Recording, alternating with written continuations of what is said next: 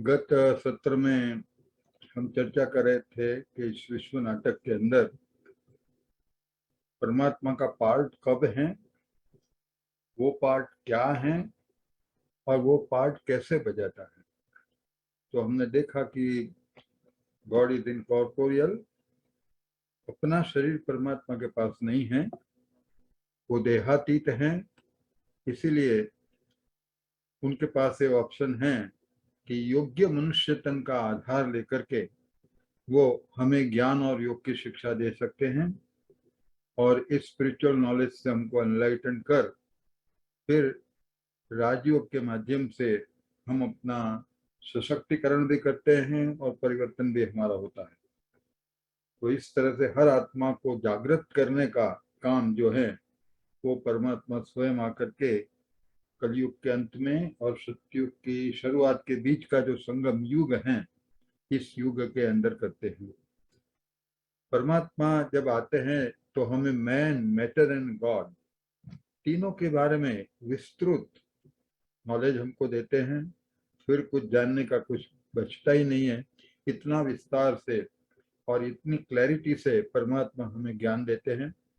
सबसे पहले तो हमें अपना परिचय देते हैं कि मेरे बच्चे तुम कौन हो, कहाँ से आए हो। तो आत्मा का पूरा परिचय परमात्मा हमको देते हैं। जैसे मैंने पहले बताया कि बहुत लंबा एक लिस्ट क्वेश्चन का था हमारे पास आत्मा के बारे में। सभी क्वेश्चंस के परमात्मा ने यहाँ पर उत्तर दिए हैं। न सिर्फ इतना, लेकिन उसने अपना भी परिचय दिया, क्योंकि सबसे बड़ा कंफ्यूजन तो परमात्मा के परिचय के बारे में था कि परमात्मा है या नहीं है तो कौन है, कैसा है, कहाँ है, ये सब प्रश्न थे। तो परमात्मा ने स्पष्ट रूप से खुद आकर के अपना परिचय दिया है और वो खुद जो परिचय देता है वो हमेशा स्पष्ट परिचय होता है, क्लियर परिचय होता है, सत्य परिचय होता है। और इसके बाद परमात्मा ने जो सारा विश्व नाटक जो है, वो सारे विश्व नाटक का आदि क्या है, मध्य क्या है, अंत क्या है, कितनी आत्माएं उसमें रोल प्ले करती हैं, किस प्रकार से अलग अलग डायनेस्टी में आकर के पार्ट प्ले करती हैं, जिससे कि ये पूरा जो नाटक है वो एक रिलीजियो पॉलिटिकल वर्ल्ड ड्रामा के रूप में है। तो उसका भी परमात्मा ने विस्तृत वर्णन करके हमको त्रिकालदर्शी बना दिया। आज हम भी जान गए कि इस विश्व नाटक के जो चलता है आदि से अंत तक, वो किस तरह से चलता है और कैसे आत्माएं उसमें पार्ट बजाती है।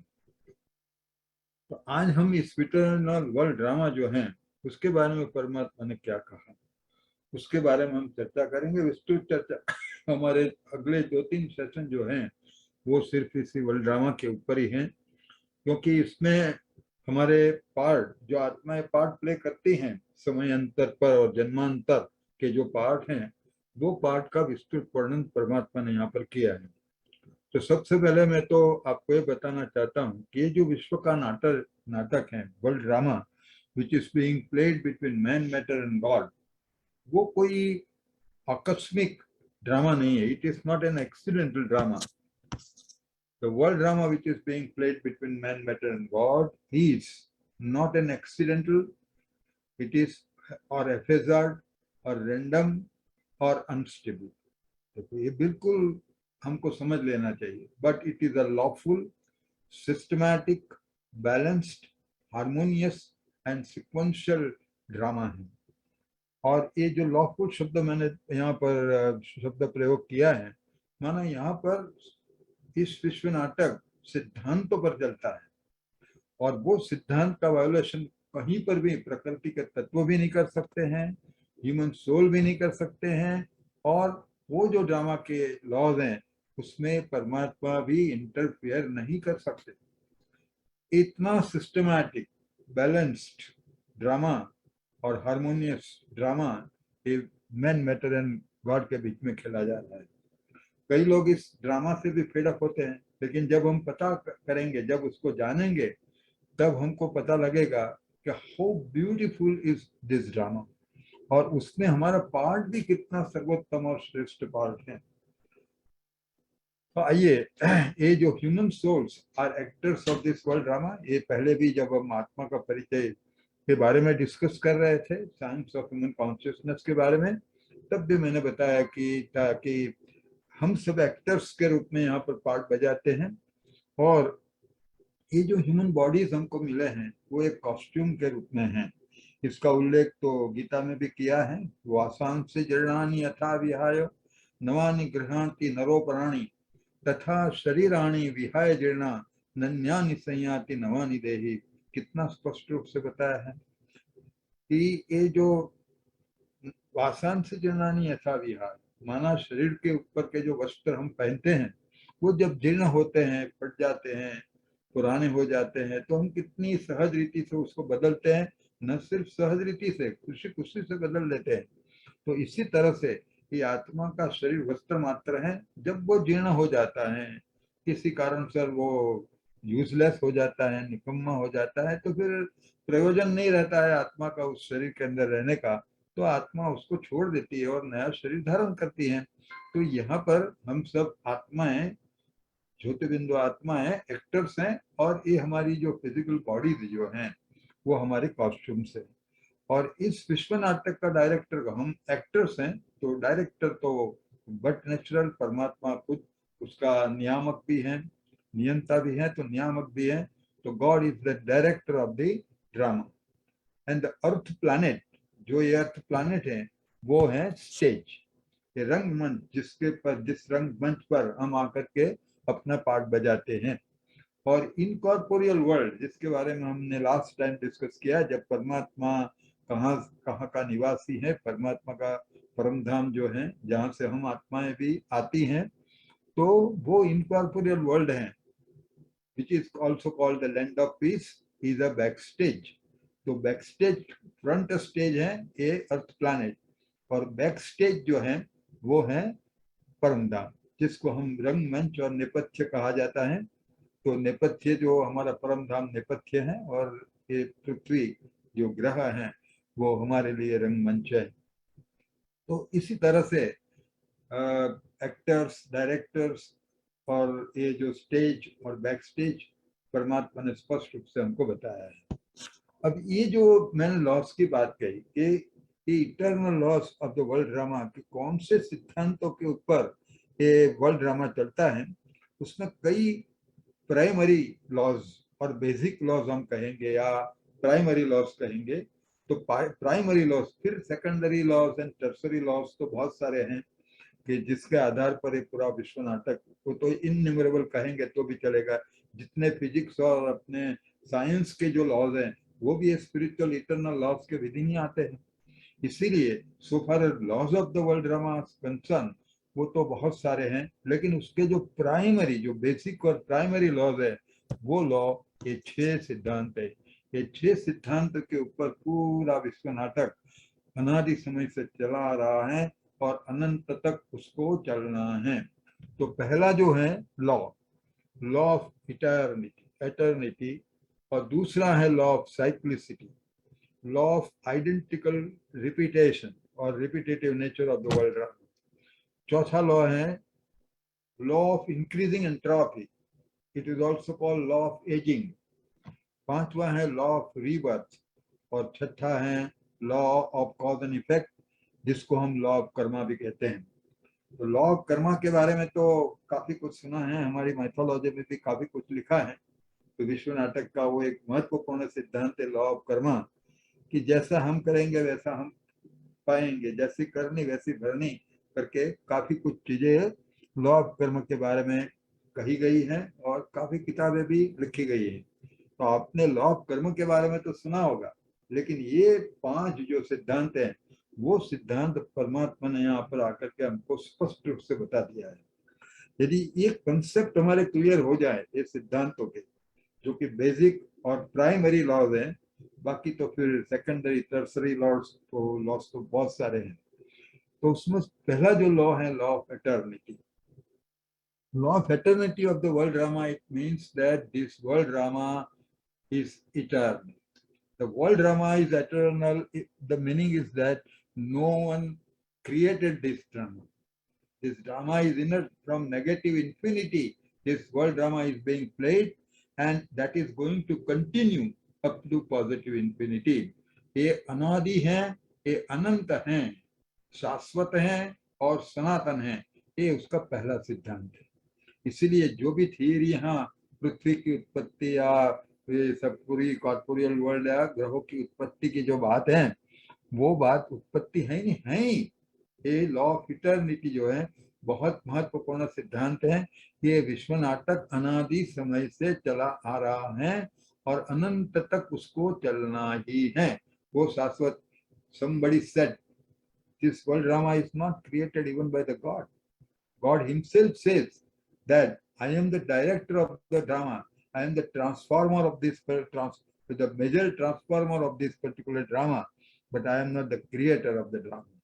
Because this man, matter and God, they are eternal. How can we prove that this particular world drama is eternal? So let us have a perusal over a law of eternity. Now, law of eternity, human souls and actors of this world drama are eternal. First of all, we already accepted and you are also convinced that soul is never born and soul is never going to die. So soul is eternal. आत्मा शाश्वत है, सनातन है, नित्य है, अजर है, अमर है, अविनाशी है। कितने सारे शब्दों का प्रयोग हमारी माइथोलॉजी में, विश्व के अलग अलग रिलीजन में, कई सिविलाइजेशन में भी आत्मा का अस्तित्व ही स्वीकार किया गया। इतना नहीं है, लेकिन ये आत्मा शाश्वत और सनातन है, ऐसा स्पष्ट रूप से कहा गया है। तो ये विश्व नाटक का के जितने भी एक्टर्स हैं, वो एक्टर्स खुद एटर्नल हैं। इसलिए गीता में तो स्पष्ट रूप से लिखा है कि न जायते मीयते वा कदाचिन नायम भूत्वा न भविता न भूय अजो नित्य शाश्वतोयम पुराणो न हन्यते हन्यमाने शरीरे। आत्मा जो है वो न तो उसका कभी जन्म हुआ है, न तो इसका कोई भी मृत्यु होने वाला है। ये भूतकाल में नहीं था और अभी है और भविष्य में नहीं होगा, ऐसी भी कोई बात नहीं है, क्योंकि आत्मा शाश्वत है, सनातन है, नित्य है। और शरीर के नाश होने पर आत्मा का नाश होता नहीं है। नान्यते अन्य माने शरीर, शरीर का नाश होते आत्मा का नाश नहीं होता। तो सबसे पहला पॉइंट तो ये है कि ये विश्व नाटक के जो एक्टर्स है वो खुद शाश्वत और सनातन है। और दूसरा, the supreme soul, the almighty God, the director of the drama, he is also eternal, because वो भी एक आत्मा ही है, लेकिन परमात्मा है। तो एक्टर एंड डायरेक्टर दोनों ये शाश्वत और सनातन है। अभी आइए, अभी ये जो साइंस के सिद्धांत है वो भी उसको साबित कर देंगे। आपने स्कूल और कॉलेज में, शायद जनरली तो स्कूल में ही पढ़ा जाता है, मैं भी स्कूल में पढ़ा था, ये law of conservation of energy and law of conservation of matter and law of conservation of energy. What does it state? ये तो सीधा बोलता है कि matter cannot be created and matter cannot be destroyed, it can only be transform from one form to another form. और वही सिद्धांत फिर एनर्जी के भी लागू होता है कि एनर्जी कैनॉट बी क्रिएटेड और cannot be destroyed also, it can only be transform from one form to another form. तो यहाँ तो प्रकृति के तत्व जो हम पृथ्वी, जल, वायु, आकाश, अग्नि, एनर्जी आ जाता है, फिजिकल एनर्जी, तो इसको अभी क्रिएट किया ही नहीं गया है। It cannot be created, it cannot be destroyed. इसका मतलब क्या है कि ये प्रकृति के जो तत्व हैं वो अनादि समय से है ही। It is not that somebody sat and created the elements of the nature. These elements of the nature exist from negative infinity, or that is continue to exist up to the positive infinity. ये law ही कहता है matter cannot be created, matter cannot be destroyed, energy cannot be created, energy cannot be destroyed. Of course उसके बाद उसमें लेकिन law of conservation को कुछ फर्क नहीं पड़ा है। आइंस्टाइन ने फिर आकर के बताया कि भाई matter can be destructed but matter cannot be destructed, but matter can be converted into energy and energy can be converted into matter. और उसने E equal to mc square का इक्वेशन दिया जिसको थियरी ऑफ रिलेटिविटी भी कहा जाता है। लेकिन ये लॉ ऑफ कंजर्वेशन तो अपनी जगह है। The total quantum of the physical matter and physical energy is still conserved. इसलिए ये जो लॉ ऑफ कंजर्वेशन है वो भी यही प्रूव करता है कि प्रकृति के जो तत्व हैं वो तत्व भी अनादि अविनाशी हैं। अभी ये विश्व नाटक that is being played between man, matter and God, तो ये तीनों अनादि अविनाशी हैं। तो जब तीनों अनादि अविनाशी हैं तो विश्व नाटक भी अनादि अविनाशी होना चाहिए। अदरवाइज अभी मान लीजिए कि विश्व नाटक अनादि अविनाशी नहीं है और कुछ सालों पहले माना मे बी करोड़ और 2 करोड़ और इवन मोर देन दैट, तो इतने साल पहले इस विश्व नाटक की शुरुआत हुई मान लीजिए, तो उसके पहले ये कहाँ थे, क्या करते थे? इसीलिए eternity of soul, supreme soul, and eternity of the physical matter or elements of the nature has a meaning if the drama is eternal. If the drama is not eternal, the eternity of soul, supreme soul, and eternity of the elements of the nature has no meaning at all. इसीलिए ये पुरुष प्रकृति और परमात्मा जब शाश्वत और सनातन हैं, तो फिर ये विश्व नाटक भी शाश्वत और सनातन है। तो ये एक पहला सिद्धांत है जिसको हम साइंस की दृष्टि से भी देख सकते हैं, जिसको हम लॉ ऑफ इटर्निटी कह सकते हैं। Hence this world drama has to be eternal, therefore drama is eternal in the it is beginningless and it is endless. Okay, now second law, which is called the law of cyclicity. Now you can see here that in the world drama, there is a continuous transformation. World drama is continuously variable and transforming. एक क्षण, अभी ये जो moment है उसी वही स्थिति दूसरी क्षण रहती नहीं है. So there is a continuous transformation taking place in this particular world drama. So world drama is continuously variable and transforming. तो as per the law of physics, अभी देखो ये फिजिक्स का सिद्धांत है कि any transformation or variation which is taking place from negative infinity to positive infinity, it has to be cyclic in nature. ये बहुत जरूरी है, otherwise it cannot continue to infinity. If the transformation is taking place, वो तो आपको हमको स्वीकार करना पड़ेगा क्योंकि every moment there is a transformation. तो विश्व में जो परिवर्तन तो होते रहते हैं, लेकिन ये परिवर्तन को अनंत तक चलना है, ट्रांसफॉर्मेशन को यदि अनंत तक चलना है, drama has to continue up to infinity, तो यदि उसको अनंत तक चलना है तो ये परिवर्तन साइक्लिक होना जरूरी है. यदि वो साइक्लिक नहीं है तो अनंत तक नहीं चल सकता. तो कोई परिवर्तन अनादि अविनाशी है तो वो चक्रीय होना, साइक्लिक होना जरूरी है. एकदम सिंपल एक लेमैन लैंग्वेज में मुझे आपसे बात करनी हो तो सिंपल लैंग्वेज में तो मैं कह सकता हूँ कि if I draw a straight line on a piece of paper and if I draw a circle, और फिर मैं बताऊं लाइन के बारे में कि one end of the line is the beginning, then automatically the other end will be the end. Anyone can tell, yeah, this is the beginning of the line, this is the end of the line. But if I tell you that where is the beginning of the circle and where is the end of the circle, no one will be able to reply. So here, कोई भी परिवर्तनशील प्रक्रिया, यदि ये statement बहुत महत्वपूर्ण है, कोई भी परिवर्तनशील प्रक्रिया अनादि समय से चलती है और अनंत तक वो परिवर्तन को चलना है, तो फिर वो परिवर्तन साइक्लिक ही होना चाहिए. इसलिए everything in the world is cyclic. सब कुछ जो भी परिवर्तन यहाँ पर होते हैं ना, सब साइक्लिक परिवर्तन है. तो hence if you look minutely, we will find that everything in the world is cyclic. अब बहुत as per example, और उसका उत्तर भी नहीं आप दे पाएंगे, डे एंड नाइट का एक साइकिल चलता है. अब डे एंड नाइट का साइकिल तो अनादि समय से चलता है, अनंत तक उसको चलना है. और सबसे बड़ी बात तो ये है कि मैं किसी से भी पूछूं कि पहले दिन या पहले रात, no one is having answer. कोई साइंटिस्ट के पास भी उसका आंसर नहीं है. देखो ये साइकिल है, tree from seed and seed from tree, बीज में से वृक्ष और बीज में से वृक्ष और वृक्ष में से बीज. बीज मिलता है वृक्ष में से और बीज वृक्ष पैदा होता है बीज में से. तो मैं आपको पूछूं कि पहले बीज या पहले वृक्ष, किसी के पास आंसर नहीं है. No one is having answer. एक मुर्गी होती है, अंडा देती है और अंडे से फिर मुर्गी पैदा होती है. मैं पूछूं कि पहले अंडा और पहले मुर्गी, तो आंसर नहीं है.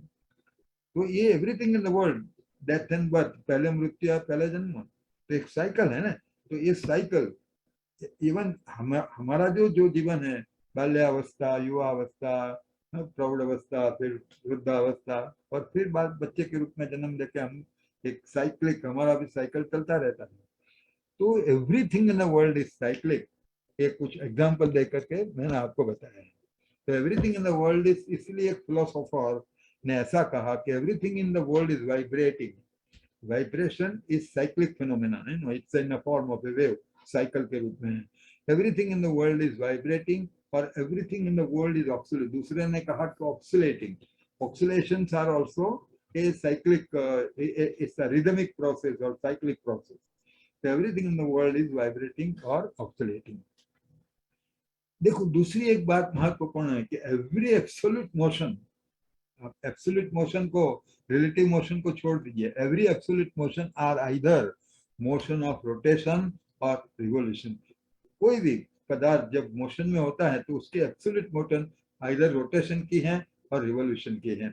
माना रोटेशन का मतलब होता है कि एक स्थान पर से निकला और फिर वो स्थान पर वापस आता है, इसको हम रोटेशन कहते हैं या रिवोल्यूशन कहते हैं। जैसे हमारा प्लैनेट से, तो planet they are revolving about the sun. तो इसी तरह से पृथ्वी जो है अपनी धरी के ऊपर, एक्सिस के ऊपर घूमती रहती है। तो जो रिलेटिव मोशन, कोई ट्रेन जो है एक ट्रैक के ऊपर स्ट्रेट चली जाती है तो वो तो रिलेटिव मोशन है। Relative motion of the train we will call with respect to the earth, that may be linear और नॉन लीनियर। तो लेकिन एब्सोल्यूट मोशन जितनी भी हैं वो सब आइदर रोटेशन की हैं और रिवोल्यूशन की हैं, ये साइंस कहता है। तो इसी तरह से हम देखते हैं कि इस विश्व में जो भी परिवर्तन होते हैं वो सब साइक्लिक परिवर्तन होते हैं, इसीलिए इसको कहा जाता है लॉ ऑफ साइक्लिसिटी। इसीलिए ये पूरा जो विश्व नाटक है वो एक मेगा साइकिल है। देखो एक मेगा साइकिल है जिसके अंतर्गत फिर लेसर पीरियोडिक टाइम, कम आवर्तन काल वाले कई साइकिल्स फिर चलते रहते हैं।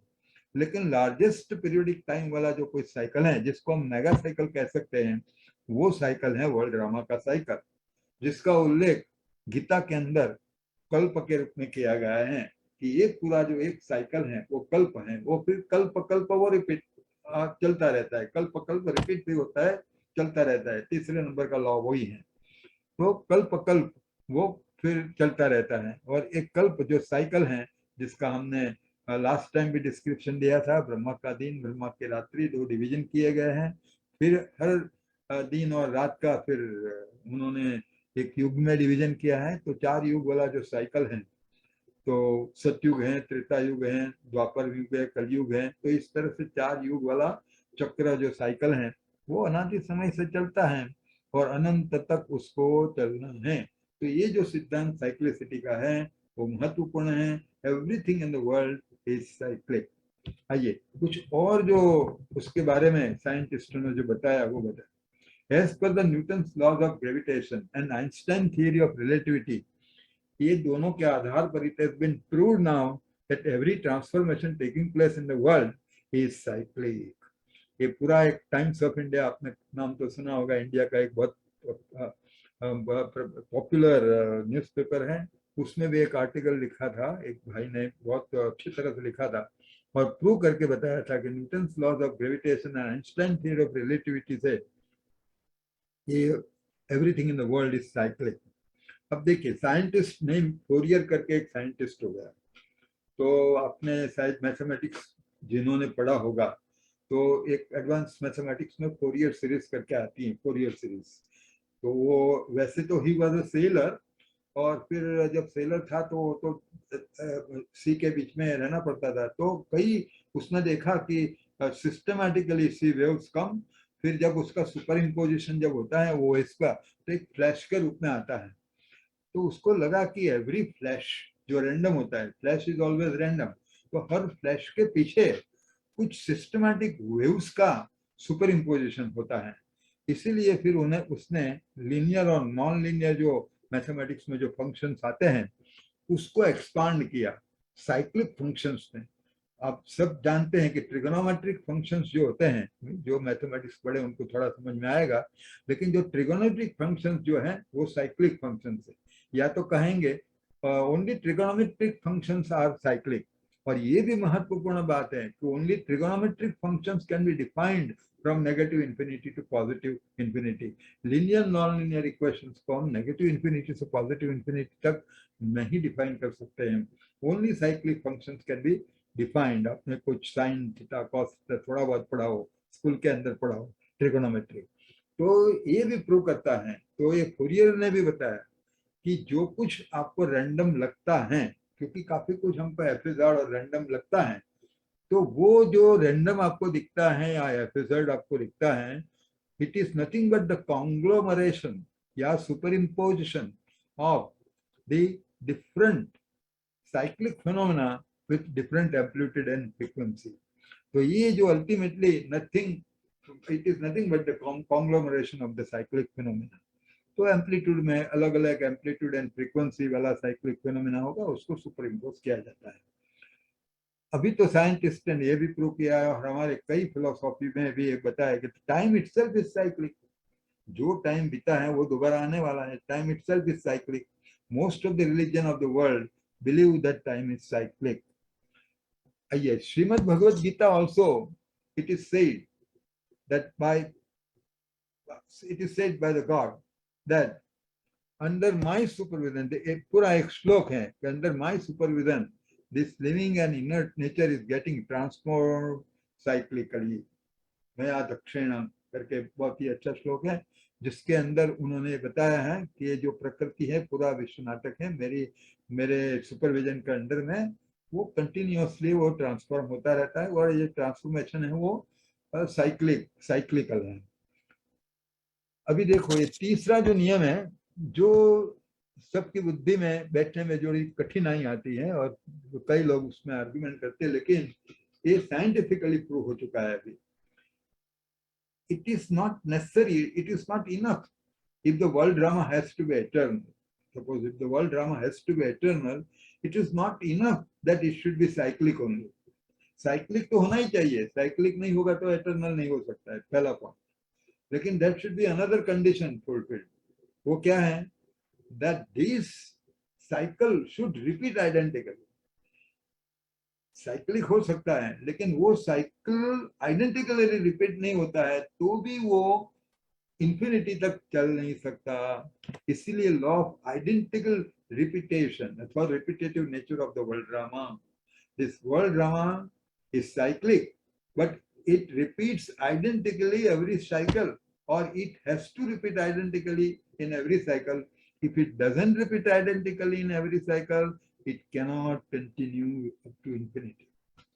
ये विज्ञान कहता है। तो देखो, हम ट्रिगोनोमेट्री में भी कोई फंक्शन होता है, यदि वो आइडेंटिकली रिपीट होता रहता है तो it can continue up to infinity. लेकिन वो साइकिल के अंदर वेरिएशन आता है, कोई भी वेरिएशन आता है, तो after to infinity, when it goes after number of cycles, the system either will converge and die out or it will diverge and explode. तो ये साइंस का सिद्धांत है, convergence, divergence. Divergence, if it is a divergence it will explode, if it is a convergence it will die out। लेकिन दोनों में अंत निश्चित है कि विश्व नाटक का आइडेंटिकल रिपीटेशन यदि नहीं होता है तो फिर उसका अंत हो जाएगा नाटक का। इसलिए जो थर्ड लॉ है वो यहाँ परमात्मा ने इतना स्पष्ट रूप से और मूल्यों में भी बाबा रिपीट करते हैं कि ये विश्व नाटक जो हूबहू रिपीट होता है, हर एक का पार्ट मुदा हुआ है, फिक्स है, और वो पार्ट एवरी साइकिल के अंदर उनका वो बजाते हैं। तो ये आइडेंटिकल रिपीटेशन का जो सिद्धांत है वो बहुत महत्वपूर्ण सिद्धांत है। चौथा जो लॉ है, which is now called the law of increasing entropy या law of aging। देखो, ये जो लॉ है वो बहुत ही महत्वपूर्ण है। हमने देखा कि हर every moment there is a transformation, लेकिन ये जो ट्रांसफॉर्मेशन है एक किस दिशा का ट्रांसफॉर्मेशन है? तो ये पूरा जो विश्व नाटक है और उसमें जितने भी साइकिल हैं, जितने भी छोटे मोटे जितने भी साइकिल हैं, तो वो साइकिल में जो परिवर्तन होता है वो परिवर्तन वेस्ट से वर्ड्स की ओर है। तो everything in the world is transforming every moment. ये पहले हमको समझना है कि इसी क्षण मेरे शरीर की एज पर एग्जाम्पल जो परिस्थिति है वो नेक्स्ट मोमेंट पे रहती नहीं है, और एजिंग इज इनएविटेबल। एक मकान नया बना है, दूसरी मोमेंट पे फिर वो एक नया नहीं रहता है। फिर हम कहते हैं कि 1 day old, 2 day old, 1 month old, 1 year old, old शब्द प्रयोग करते हैं। हमारी उम्र के बारे में यहाँ पर ओल्ड शब्द हम प्रयोग करते हैं। तो ये जो ट्रांसफॉर्मेशन किसी भी चीज का, कोई नई चीज दूसरी क्षण पे नई नहीं रहती है, तो इसको लॉ ऑफ डिजनरेशन भी कह सकते हैं। लेकिन ये जो साइंस की जो टर्म है एंट्रोपी मतलब डिसऑर्डर, और ये लॉ ऑफ इंक्रीजिंग एंट्रोपी वो सेकंड लॉ ऑफ थर्मोडायनेमिक्स है। Second law of thermodynamics also state this कि entropy can never decrease, entropy always increases. माना हम डिसऑर्डर की ओर आगे बढ़ते हैं, तो इसी it is also called law of increasing entropy और लॉ ऑफ एजिंग। कोई नई चीज फिर उसका एजिंग शुरू हो जाता है। मैंने एक दो एग्जांपल आपको दिए हैं। So everything in the world is transforming every moment. We have seen that every transformation is cyclic. ये दो बात तो बताई दी। These cyclic transformations are from, देखो ये ट्रांसफॉर्मेशन है from worse, from best towards worst, from tidy towards untidy, from new towards old, from order towards disorder. तो एक प्रकार से there is a continuous degeneration, deterioration, तो there is always a decline. Entropy disorder वो हमेशा increase होती है। तो ऑर्डर से हम डिसऑर्डर की तरफ जाते हैं। उसका मतलब क्या हुआ? मीनिंग दैट नथिंग न्यू, अभी जिसको हम न्यू कहते हैं, meaning that nothing new remain new next moment, and there is a continuous continuously degeneration takes place. इसीलिए देखिए इस विश्व नाटक का इवन वर्णन जो हमने किया, तो सबसे पहले उसकी शुरुआत कहाँ से होती है? गोल्डन एज से शुरुआत होती है, और लास्ट युग जो उसका है, अंत कब होता है, उसके बाद विनाश कब होता है, समाप्त कब होता है, तो आयरन एज के अंदर उसकी समाप्ति होती है। फिर साइकिल को रिपीट होना है, तो रिपीटेशन जो साइकिल का है, तो फिर गोल्डन एज से शुरुआत होती है। तो हम गोल्डन एज में सतो प्रधान थे, बिल्कुल टॉप पर थे, सतो प्रधान थे, सतो में आए, कुछ जन्म सतो प्रधान थे हमारे, कुछ फिर सतोगुण में मैंने बिताए, फिर हम रजोगुण में आए, फिर रजो प्रधान बने, फिर तमोगुण में आए, फिर तमो प्रधान।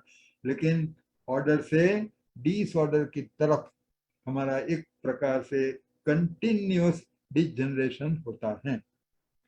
तो ये जो लॉ है, लॉ ऑफ इंक्रीजिंग एंट्रोपी कहो, लॉ ऑफ एजिंग कहो, या लॉ ऑफ डिजनरेशन, ये लॉ ऑफ डिजनरेशन ये विश्व नाटक का सबसे महत्वपूर्ण है।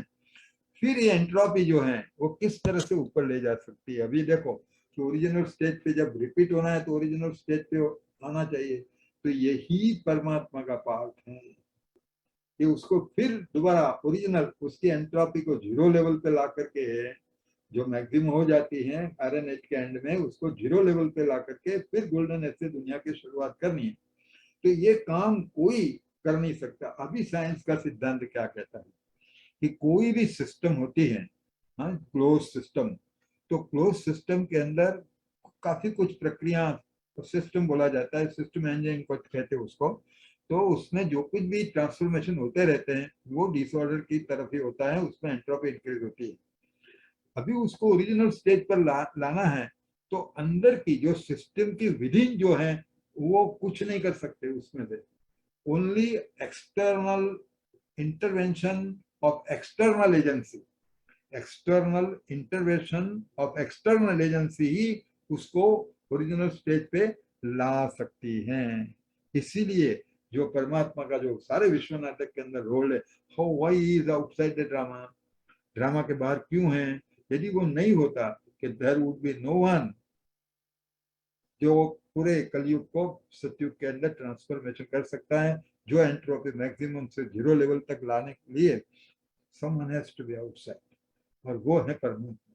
वो परमात्मा जो साइकिल के अंदर आकर के, जैसे हम जन्म मृत्यु के साइकिल में नहीं आते, तो उसका कारण यही है क्योंकि वो ओशन सभी गुणों का, शक्तियों का, जब हम शक्तिहीन हो जाते हैं, गुण विहीन हो जाते हैं, तब वो शक्ति का सागर, वो गुणों का सागर वो इंटरवीन करता है। तो इंटरवेंशन ऑफ द गॉड ये कलयुग के अंत में होता है, जो हमको फिर ज्ञान युक्त शिक्षा दे करके हमारा एम्पावरमेंट करता है, हमको ओरिजिनल स्टेज पर लाकर रख देता है, और फिर सत्युग से दुनिया शुरू हो जाती है। तो ये जो लॉ ऑफ इंक्रीजिंग एंट्रोपी है वो बहुत ही महत्वपूर्ण है, और परमात्मा की पार्ट की जो इम्पोर्टेंस है और way in which the God plays part, ये भी इस लॉ के अधीन परमात्मा इस तरह से पार्ट प्ले करते हैं। आइए, अभी जो पांचवा जो सिद्धांत है और छठा सिद्धांत आपस में थोड़ा रिलेटेड है, तो हम दोनों को साथ में लेंगे, जिसको हम लॉ ऑफ रीबर्थ कहेंगे, और छठा है जो law of cause and effect, जिसको हम लॉ ऑफ कर्म कहते हैं। लॉ ऑफ बर्थ रीबर्थ है कि ये एक्टर को लगता है, हम आत्माओं, जिसका जन्म हुआ है उसका मृत्यु निश्चित है, लेकिन इससे भी ज्यादा निश्चित वो है कि जिसका मृत्यु हुआ है उसका जन्म भी निश्चित है, क्योंकि शंका उसमें जाती है। अब उसमें तो शंका नहीं जाएगी, क्योंकि जो जिसका जन्म हुआ, तो दुनिया में कोई अमर तो रहा नहीं है, सभी का मृत्यु हुआ है, तो उसको स्वीकारने में किसी को कोई प्रॉब्लम नहीं है। जिसका जन्म हुआ है उसका मृत्यु निश्चित है, वो तो सब स्वीकारते हैं, वो मानते भी है, अनुभव की बात है। लेकिन हमें जो लॉ ऑफ रीबर्थ समझना है वो है कि जिसका मृत्यु है उसका जन्म निश्चित है। जातस्य ही ध्रुवम मृत्यु ध्रुवम जन्म मृतस्य च, ये गीता में तो लिखा ही है। हाँ, जातस्य है ध्रुव मृत्यु, ये तो सब स्वीकार करते हैं। तो लॉ ऑफ रीबर्थ जो है, जिसका जन्म है उसका मृत्यु निश्चित है, और जिसका मृत्यु है उसका जन्म निश्चित है। अभी ये जो बात है लॉ को प्रूव करने की, ये तो स्टेटमेंट हो गया, सिंपल स्टेटमेंट हो गया, लेकिन उसकी प्रूफ क्या है? तो ये पैरासाइकोलॉजिस्टों ने सब कुछ, ये भी हमने चर्चा ऑलरेडी पहले साइंस ऑफ ह्यूमन कॉन्शियसनेस में चर्चा की है कि किस तरह से आत्मा अजर अमर अविनाशी है, और रीबर्थ किस तरह से होता है। तो ये जो खास करके natural recall of the past birth, I will repeat the phenomena, natural recall of the past birth, progressive hypnotic regression, जिसके माध्यम से आपको पाछले जन्मों की स्मृति आपको भी याद दिलाई जा सकती है, और कईयों ने तो 5-5, 6-6 जन्मों तक की स्मृति को रिकॉल किया है, रिकलेक्ट किया है, और फिर अपना एक ऐसी तरह से प्रोग्रेसिव हिप्नोटिक प्रोग्रेशन जो है वो, ये जो ड्रामा आइडेंटिकली रिपीट होता है, हर एक का पार्ट निश्चित है, वो प्रूव करता है प्रोग्रेसिव हिप्नोटिक रिग्रेशन। एक छोटी मोटी बात नहीं है जो पैरासाइकोलॉजी में प्रोग्रेसिव हिप्नोटिक प्रोग्रेशन माना। अभी आप नेक्स्ट बर्थ का भी वो लोग अभी जो नेक्स्ट जन्म आप लेंगे उसमें क्या करने वाले हैं, उसमें आपका क्या रोल है, उसको भी रिकॉल किया जा सकता है। तो ये कि कब कैसे हो सकता है? यदि वो पार्ट जो आप बजाने वाले हो या बजा रहे हो, तो ये पूरा पार्ट नाटक का यदि आत्मा के ऊपर रिकॉर्ड नहीं है तो फिर रिकॉल कैसे किया जाएगा? तो प्रोग्रेसिव हिप्नोटिक रिग्रेशन, रिग्रेशन माना पीछे जाना, प्रोग्रेशन माना अगले जन्मों में जाना। तो ये progressive hypnotic regression, progressive hypnotic progression, ये पूरे ये लॉ ऑफ रिबर्थ को तो साबित करता ही है, लेकिन ये पूरा जो विश्व नाटक में हर एक का पार्ट फिक्स है और आइडेंटिकली रिपीट होता है, ये वो भी उसको समर्थन देता है। इसी तरह से आउट ऑफ बॉडी एक्सपीरियंसेस हैं, नियर डेथ एक्सपीरियंसेस की जो फिनोमेना है, ये सब यही बात को प्रूव करते हैं कि ये मनुष्य आत्मा मृत्यु के बाद उसका जन्म बिल्कुल निश्चित है। इस लॉ के अंतर्गत एक दूसरा जो सिद्धांत है वो है मनुष्य आत्मा मनुष्य योनि में ही जन्म लेती है। देखो हमारी माइथोलॉजी में तो इतना सारा लिखा है, कुछ ऊपर नीचे भी लिखा है कि यदि हम कुछ दुष्कर्म करते हैं, विकर्म करते हैं, तो वो कर्म के फल को भोगने के लिए हमको पशु पक्षी योनि में पक्षी बनना पड़ता है या एनिमल बनना पड़ता है। ऐसा ऐसा कि 84 लाख योनि की बात बताई कि 84 जो वैसे तो स्पेसीज हैं, लेकिन उन सभी स्पेसीज में हमको जन्म लेना पड़ता है, और फिर बाद में एक मनुष्य का जन्म हमको मिलता है। तो ऐसा कहा गया है। तो ये जो अभी साइंटिस्टों ने और परमात्मा ने तो यहाँ स्पष्ट रूप से बताया है, यदि साइंटिस्टों पे विश्वास हो तो साइंटिस्टों ने भी प्रूव करके बताया है, और फिर तो अभी विश्वास तो परमात्मा के ऊपर होना चाहिए सबसे बड़ा, वो तो सर्वज्ञ है, जानी जाना, उसने आकर के हमको बताया। ये मेरे प्रिय बच्चे, तुम्हारा पूरे विश्व नाटक में जितने भी तुम जन्म लेते हो वो सब मनुष्य के रूप में ही तुम्हारे जन्म होते हैं। तुम विकर्म करते हो तो उसको भोगना भी तुमको मनुष्य योनि में ही है। तो उसके लिए कई लॉजिकल आर्ग्यूमेंट भी हैं, बिल्कुल किसी एक छोटे बच्चे को भी समझ में आ सकता है। सबसे पहले तो मैं आपको ये बताऊंगा कि मान लीजिए कि हमने कुछ विकर्म किया। उन लोगों का आर्गुमेंट तो ये है कि कुछ विकर्म करेंगे तब जाकर के गाय भैंस या कुछ पशु या पक्षी बनना पड़ेगा आपको। तो मैंने कुछ विकर्म किया, तो चलो मैं गाय बन गया, भैंस बन गया, कोई पक्षी बन गया। तो कहता है कि वहां आपका अकाउंट का सेटलमेंट होता है, और फिर सेटलमेंट करते करते करते अलग अलग जन्म लेके फिर आपको एक मनुष्य का जन्म मिलता है। तो उसका मतलब क्या हुआ कि मैंने सभी कर्म का अकाउंट मेरे सेटल हो गए, फिर मुझे तो मनुष्य का जन्म मिला। तो मनुष्य को रत्ती मात्र भी दुख नहीं होना चाहिए। होना चाहिए? आप मुझे बताइए, रत्ती मात्र नहीं होना चाहिए। यदि मैं विकर्म करता हूँ और मुझे पशु पक्षी होने में उसका सेटलमेंट के लिए जाना पड़ता है, जो वो कारण बताते हैं कि क्यों पशु पक्षी होने में जाना पड़ेगा, क्योंकि तो आपके कर्म के अकाउंट का सेटलमेंट के लिए, तो फिर मनुष्य को तो कोई दुख होना ही नहीं चाहिए। तो पॉइंट नंबर वन, सबसे ज्यादा दुख विश्व के अंदर मनुष्य को है। और जो सेंसिटिविटी फील करने की, पेन को, सॉरो को फील करने की जो सेंसिटिविटी एक ह्यूमन सोल के अंदर है, वो कोई पशु पक्षी की आत्मा के अंदर इतनी सेंसिटिविटी नहीं है। कोई एक बात, एक शब्द भी हमको सुनाएगा, कोई इंसल्ट करेगा तो हमको तो हमारी नींद खत्म हो जाती है, कितना पेन होता है।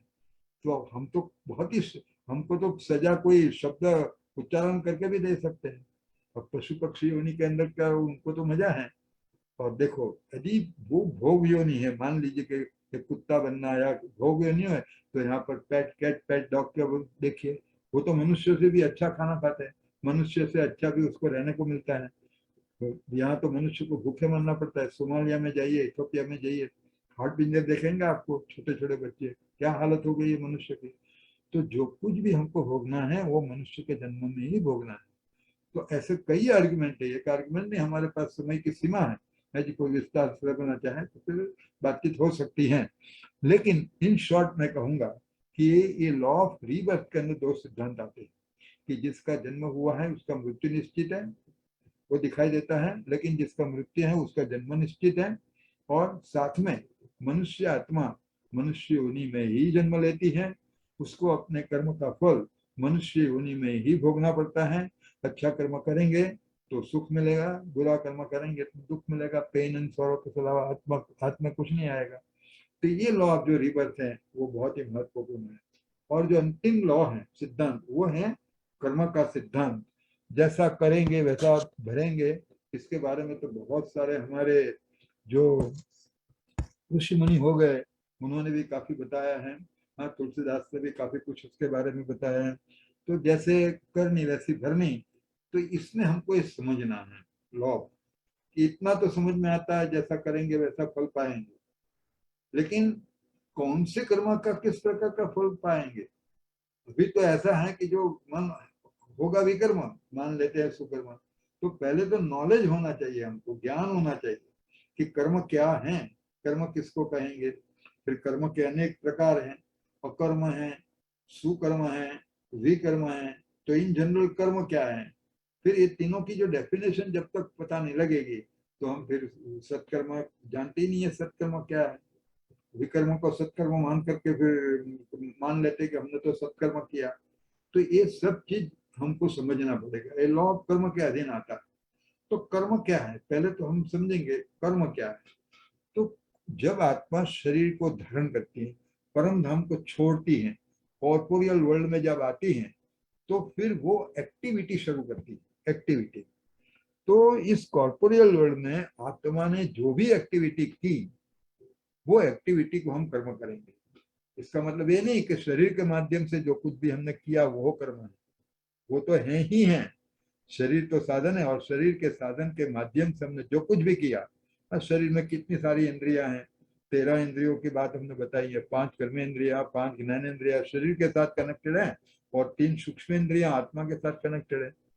तो हम ये 13 इंद्रियों के माध्यम से और शरीर के साधन के माध्यम से जो कुछ भी हम करते हैं उसको हम कर्म करेंगे। एज पर एग्जाम्पल देखो, आत्मा के पास एक सोचने की शक्ति है जिसको हम मन कहते हैं।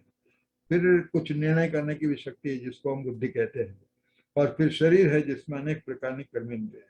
तो एक संकल्प उत्पन्न होता है आत्मा, वो भी उसका कर्म है। फिर उसके ऊपर जो निर्णय करता है वो भी उसको कर्म, वो कर्म कहेंगे। या तो फिर शरीर के इंद्रियों से आंखों द्वारा कुछ देखना, मुख द्वारा कुछ बोलना, कान द्वारा कुछ सुनना, जितने इंद्रियों के माध्यम से जो कुछ भी हम करते हैं उसको इन जनरल कर्म शब्द प्रयोग करेंगे। ठीक है। अभी ये कर्म तीन प्रकार के हैं, एक है अकर्म, सुकर्म और विकर्म। पहले अकर्म को समझेंगे। अकर्म एक ऐसा कर्म है क्योंकि कर्म ये एक कर्म भूमि है।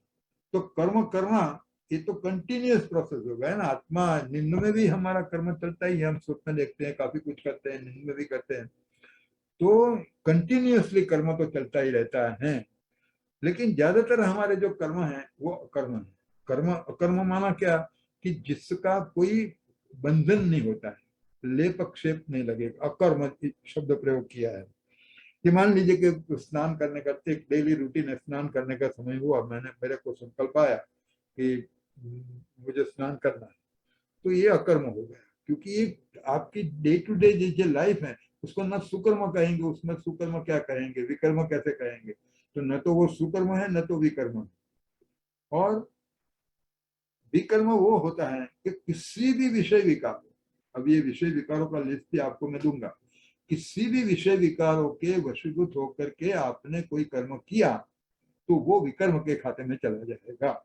ठीक है। अब ये विकार जो है, विकार विकर्म, विकर्म जो होता है विकार से होता है। तो विकार कितने हैं, तो काम, क्रोध, लोभ, मोह और अहंकार, तो पांच बड़े बड़े दुश्मन मानो हो जाते, ह्यूमन रेस के बड़े दुश्मन हैं। इसके वशीभूत होकर के कोई भी कर्म किया, काम वश किया, क्रोध वश किया, लोभ वश किया, मोह वश किया, अहंकार वश किया, और फिर उसके बाल बच्चे तो अनेक अनेक है, वंश उसके बहुत है। हाँ, स्वार्थ है, फिर अपना ईर्ष्या है, द्वेष है, नफरत है, घृणा है, बदला लेने की भावना है, काफी कुछ है, कई ऐसे ऐसे दुर्गुण या विकार जिसको कहेंगे। इसको वशीभूत होकर के जो भी कर्म हम करते हैं वो विकर्म के खाते में चला जाएगा। सुकर्म निस्वार्थ निष्काम भाव से, यदि किसी और के लिए, प्रकृति का तत्व भी हो सकता है, कोई और अन्य आत्मा भी हो सकती है, निम्न कक्षा की योनि की चेतनाएं भी हो सकती हैं, तो औरों के लिए निस्वार्थ और निष्काम भाव से यदि आपने कुछ किया तो उसको हम सुकर्म कहेंगे। तो इस तरह से डेफिनेशन सुकर्म कर्म विकर्म की हो गई। इसका एक एग्जांपल मैं आपको दूंगा जिससे क्लैरिटी हो जाएगी। मान लीजिए कि एक फार्मर है, हाँ, किसान है। वो किसान को उसकी अपनी एक मैंगो का फार्म है, हाँ, जिसको हम आम का, हाँ, आम की खेती वो करता है। तो आम के पेड़ उसके खेत में लगे हुए हैं, एवरी सीजन में आम वो क्रॉप करता है। तो ये जो आम उसको निकलते हैं तो वो तीन प्रकार से डिस्पोज करता है, मान लीजिए तीन प्रकार से डिस्पोज कर सकता है और करता है। मान लीजिए कि अपना एक नॉर्मल प्रॉफिट, जो एक नॉर्मल प्रॉफिट होता है, उसने इतनी सारी मेहनत की है तो नॉर्मल प्रॉफिट से अच्छी तरह से सॉर्ट आउट करके वो अपना माल बेचता है। तो नॉर्मल प्रॉफिट लेकर के उसने माल बेचा, तो एक एक ऑप्शन हो गया, तो उसको हम कहेंगे कर्म। इसका कोई कर्म, क्योंकि उसने मेहनत की और उसने उसको सेल किया, तो वो जो सेल करने की विधि है, जो करता है सेल नॉर्मल प्रॉफिट लेकर के, वो उसका कर्म हो गया। एक अच्छा एग्जाम्पल है जिससे क्लैरिटी हो जाएगी। अब मान लीजिए कि उसमें उसमें से कुछ आम, अच्छे आम शॉर्ट आउट करके कि वो बस निष्काम निष्पाव भाव से छोटे छोटे जो बच्चे हैं उनके बीच में बांट देता है वो। तो ये हो गया निष्काम निस्वार्थ भाव से, बच्चे भी खुश हो गए आम खा करके और बिल्कुल फ्री में दे देता है। तो ये हो गया उसका सुकर्म। और फिर ये भी हो सकता है कि कुछ आम, मान लीजिए कि बिगड़े हुए आम तो निकलते ही हैं, तो जो पैकिंग करता है, मान लीजिए कि केक पैकिंग के अंदर उसकी कुछ 50 आम है या 3 डजन है या 4 डजन आम उसने रखा है, तो उसमें दो दो उसमें उसको मिक्स करके वो बेचने की कोशिश करता है, सड़े हुए आम उसके साथ मिक्स करके बेचने की कोशिश करता है, या तो फिर कोई ज्यादा प्रॉफिट लेकर के वो बेचने की कोशिश करता है, तो वो उसका विकर्म होगा। तो ये एक एग्जाम्पल है जिससे आपको क्लियर कट पता लगेगा कि अकर्म क्या है, सुकर्म क्या है और विकर्म क्या है। तो हमें अपने अकाउंट्स को देखना है। और सुकर्म, और ये भी एक सिद्धांत लॉ ऑफ कर्म का है, बहुत सारे उसके अंतर्गत सिद्धांत है, समय का अभाव से मैं विस्तार तो नहीं करूंगा। लेकिन मान लीजिए कि हमने कोई विकर्म किया और फिर हम ऐसा माने कि चलो हम विकर्म करके थोड़ा बहुत सुकर्म कर लेंगे, मानो करप्शन करके हमने लाख दो लाख की मतलब वो क्या बोलते हैं, तो वो ले लिया हमने ब्राइब, और फिर बाद में कुछ दान दे दिया कर दिया, तो हम मानेंगे चलो हमारे विकर्म का ये सुकर्म से बैलेंस हो गया। नो, ऐसा नहीं होता है। आपको अपने विकर्म का फल अलग भोगना है, आपके सुकर्म का फल भी अलग रीति से भोगना है। यू कैनॉट बैलेंस विकर्म। हम विकर्म को संतुलित नहीं कर सकते हमारे सुकर्म से। विकर्म का अपना खाता होता है, सुकर्म का अपना खाता होता है, और अपनी रीति से कर्म का फल हमको भोगना पड़ता है। तो ये विश्व जो नाटक है वो कोई अंधाधुंध नाटक, हैप्पीजार्ड रैंडम एक्सीडेंटल ड्रामा नहीं है। बहुत ही बैलेंस्ड और सिस्टमैटिक ड्रामा है। और जब उसका डिस्क्रिप्शन हम देखेंगे तब हमको पता लगे, क्योंकि मैनी पीपल, कई बार हम भी इस विश्व नाटक को कोसते रहते हैं, काफी कुछ नेगेटिव बोलते रहते हैं इसके नाटक से। और भगवान को तो इतनी बार दोष देते हैं, बात मत पूछो। भगवान को तो बहुत गालियां भी देते हैं, दोष भी देते हैं, निष्ठुर हैं, ये हैं, वो हैं। तो ये सब बातें जब हम विश्व नाटक का पूरा नॉलेज हमको मिलेगा तब हमको पता चलेगा कि सच्चा ब्यूटीफुल, कितना वंडरफुल और कितना ब्यूटीफुल ये ड्रामा है, और कितना ब्यूटीफुल हमारा पार्ट भी उस विश्व नाटक के अंदर है। Thank you very much. ओम शांति। मैंने समय थोड़ा इसीलिए कि भी ये टॉपिक ऐसा है जिसमें यदि डिस्कशन होता है कुछ तो अच्छा रहेगा। तो मैंने नट सेल के अंदर ये सब सिद्धांत तो आपको समझाने की कोशिश की है। यदि किसी का कोई क्वेश्चन हो तो पूछ सकते हैं, हमारे पास समय भी है। किसी को है क्वेश्चन और कोई शेयर भी करना चाहें तो कर सकते हैं।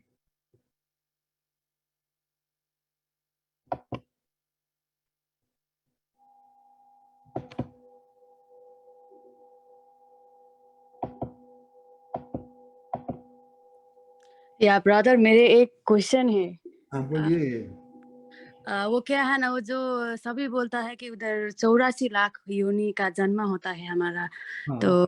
बोलता है कि वो एनिमल्स वो वगैरह हो जाता है, वो सब होता है। तो आपने बोला कि उधर नहीं होता है, सब वो मनुष्य जन्म ही लेता है 84 लाख योनि। बिल्कुल नहीं, 84 लाख जन्म है ही नहीं। अभी तो ड्रामा का डिस्क्रिप्शन जगह आएगा। तो हाँ। जो ये मेगा साइकिल जो है गोल्डन एज से आयरन एज तक का, उसमें एक आत्मा जो है वो मैक्सिमम 84 बर्थ लेती है। 84 से ज्यादा जन्म होते ही नहीं। ओके, ओनली 84, नॉट हाँ, और तो नॉट लाख। उन्होंने 84 लैक्स बोल दिया। 84 लैक्स स्पेसीज जरूर हैं। देखो, आप अमीबा से लेकर के यूनिसेल्युलर ऑर्गेनिज्म से लेकर के ह्यूमन बीइंग तक आएंगे तो आपको स्पीसीज 84 लैक्स मिल जाएंगी। ओके। हाँ। कितने सारे और एनिमल्स है, कितने सारे बर्ड्स है, कितने सारे वर्म्स हैं, क्या है वो 84 लैक्स आप कह सकती है। तो 84 हाँ। स्पीसीज जरूर हैं, लेकिन उस स्पीसीज में हमको जाना पड़ता है ऐसी बात नहीं है। गाय दूसरे जन्म में गाय बनेगी क्योंकि वो सीड है, आत्मा एक सीड है।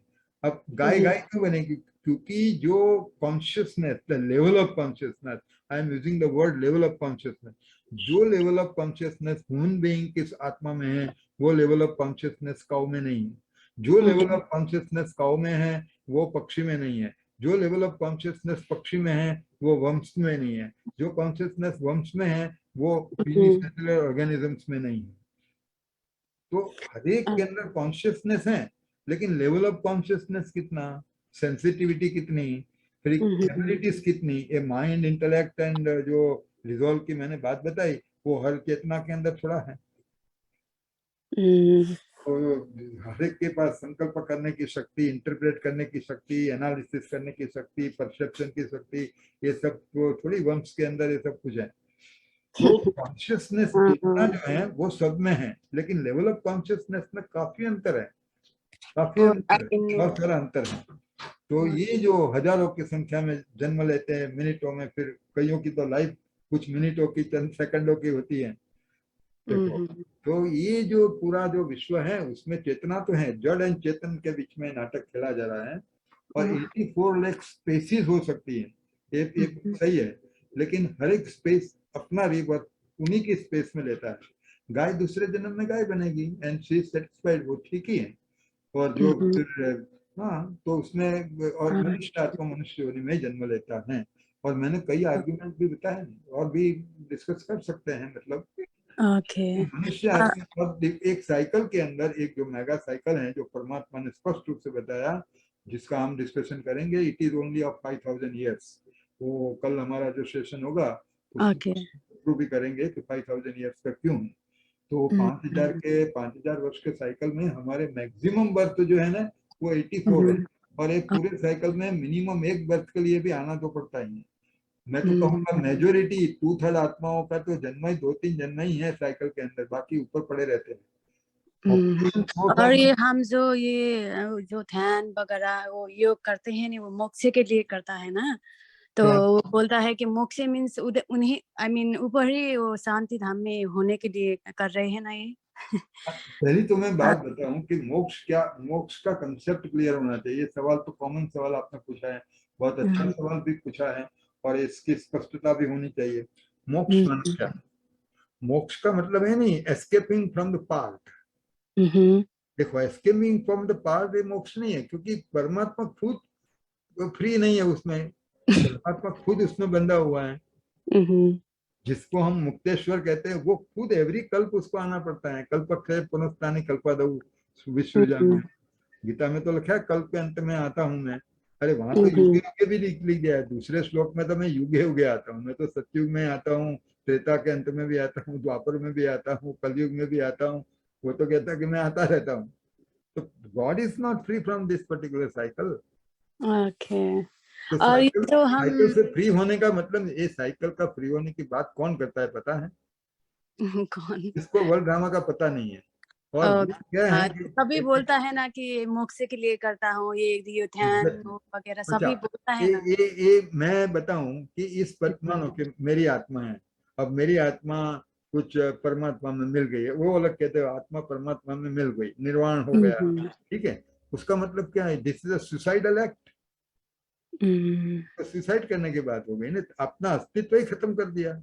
आत्मा आत्मा का आत्मा को मोक्ष मिल गया, उसका उसका हमारा अस्तित्व का वजूद, the importance of our existence as a soul, ये तो ड्रामा के अंदर तो उसकी इम्पोर्टेंस है, ड्रामा ही नहीं है और मेरा रोल ही नहीं है, तो फिर ये मेरे अस्तित्व का कोई वजूद ही नहीं रहा ना। देखो ये कितनी सीधी समझने की बात है।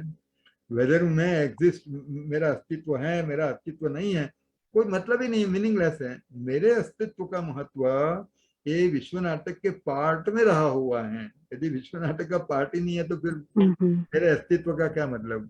तो बाबा कहते हैं कि नहीं, तुम एक इटर्नल सोल हो, और इस विश्व नाटक में तुम्हारा पार्ट भी इटर्नल है, और इसी में तुम्हारी शोभा है। अभी मुक्ति का मैं बताता हूँ, मुक्ति माना क्या? मुक्ति माना जब हम आयरन एज में आते हैं, द्वापर से ही वैसे तो बंधन शुरू हो जाते हैं, सत्युग त्रेता में तो हम मुक्ति होते हैं, जीवन होते हुए भी मुक्ति है। तो उसके ऊपर इसलिए बाबा ने यहाँ पर, परमात्मा ने यहाँ पर जीवन मुक्ति शब्द प्रयोग किया है। जीवन मुक्ति का मतलब होता है जीवन होते हुए भी मुक्त अवस्था, किसी भी प्रकार के बंधन में आते ही नहीं। सत्युग और त्रेता युग में अभी कर्मिक का लॉ बताया, सत्युग और त्रेता युग में कोई सुकर्म तो होता ही नहीं है, वहां पर आप कर नहीं सकते सुकर्म, कोई नीडी पर्सन है ही नहीं ना, कोई है ही नहीं। देखो, न वहां पर हॉस्पिटल है, न रोग है, न शोक है, न झगड़ा है, न कुछ है वहां पर। आप वो काम कर सब करेंगे। सोल कॉन्शियसनेस वो बोला ना यस, आपने सो उधर। Long you are soul conscious, so long you are soul conscious, drama के आपके आपके सभी कर्म अकर्म होंगे। इसलिए सतयुग से लेकर के कलयुग, अरे त्रेता अंत तक, ये दोनों जो ब्रह्मा का दिन है, उस समय हम सोल कॉन्शियस होते हैं, इसलिए हमारे सभी कर्म अकर्म होते। न विकर्म का तो नाम ही नहीं है, क्योंकि सोल कॉन्शियस है, वाइसिस तो है ही नहीं। जब वाइसिस ही नहीं है, न काम है, न क्रोध है, न लोभ है, न मोह है, तो फिर विकर्म करने की तो कोई गुंजाइश ही नहीं है। अब जब विकर्म ही नहीं करते हैं तो फिर वहां पर दुख शांति की कोई बात नहीं है। इसलिए सत्युग त्रेता में जो कुछ भी कर्म करते हैं वो सब अकर्म है। हमारे सब सुबह से लेकर शाम तक जो कुछ भी करते हैं, कलाओं में मस्त रहते हैं हम, करते रहते हैं सब, तो वो हमारे अकर्म है। लेकिन फिर द्वापर युग आता है, तब ये कर्मिक अकाउंट जो होता है ना हमारा, वो द्वापर युग से बनना शुरू होता है। तो द्वापर युग में फिर हम बॉडी कॉन्शियसनेस में आते हैं, और बॉडी कॉन्शियसनेस की वजह से फिर विकारों की उत्पत्ति होती है। तो फिर हम विकर्म भी करते हैं, दुख शांति पे प्राप्त होती है, और फिर सुकर्म की भी शुरुआत होती है। कोई दुख के देकर के, आत्मा तो है मर्सीफुल, हाँ, प्रेम स्वरूप आत्मा है, तो किसी का दुख दे करके उसको दया आती है तो फिर वो मदद कर देता है, तो वो सुकर्म हो जाता है। तो ये जो सुकर्म विकर्म जो है वो द्वापर युग से शुरू होता है, और फिर वहां से हमारा डिजेनरेशन शुरू होता है। लेकिन 3/4 पार्ट जो है हमारा, 3/4, यदि मैं 3 जन्म के लिए भी यहाँ पर आती हूँ कलयुग के अंत में, सिर्फ 3 जन्म में, जैसे मैंने बताया पॉपुलेशन ऑफ द वर्ल्ड, ये 100 ईयर्स में ही 2/3 पॉपुलेशन बढ़ गई। इसका मतलब ही है कि 2/3 population number of souls, 2/3 number of souls, ये उनका पार्ट 100 साल के लिए है, वो भी कलयुग के अंत में। लेकिन वो जो उनका पार्ट है वो भी बिल्कुल उनका पहले जन्म का श्रेष्ठ पार्ट होगा। दूसरे जन्म में नीचे देखो, यहाँ पर भी कितने पॉपुलर हो जाते हैं, ये मैरिलिन मनरो हो, जो माइकल जैक्सन हो, यहाँ के जो प्रेसिडेंट, कितने पॉपुलर सब लोग हैं। वो ऊपर से नीचे आई हुई आत्मा है, इसलिए तो वो पवित्र आत्मा है, तो शाइन होती है। लेकिन उनका रेट ऑफ डिजेनरेशन बहुत फास्ट होता है, बहुत फास्ट होता है। तो ये सब बातें जो हैं हर आत्मा के, हर डायनेस्टी के पार्ट के बारे में हम आगे लेसन करने वाले हैं। हमारे जो नेक्स्ट 2 लेसन है, कि पूरे नाटक का डिस्क्रिप्शन। आज तो मैंने सिद्धांतों की बात की कि what are the laws on which ये वर्ल्ड ड्रामा पूरा चलता है, मैन मैटर और गॉड के बीच में। और अभी जो पूरा डिस्क्रिप्शन जो दिया है कि how this religio political world drama begin and ends up, पूरा बाबा ने इतना डिस्क्रिप्शन दिया है, हर डायनेस्टी की आत्माओं के पार्ट का डिस्क्रिप्शन दिया है, और कितने किसके कितने जन्म हैं वो भी परमात्मा ने राउंड फिगर सबके बारे में बताई है। क्रिश्चियन डायनेस्टी हो या इस्लाम डायनेस्टी हो, सबके जन्म बाबा ने बताया। पूरा पूरा डिस्क्रिप्शन आपको, कोई कोई भी सवाल, any question regarding world drama आप पूछिए तो सब कुछ आंसर परमात्मा ने यहाँ पर दिया है, क्योंकि वही सर्वज्ञ है, वही जानता है।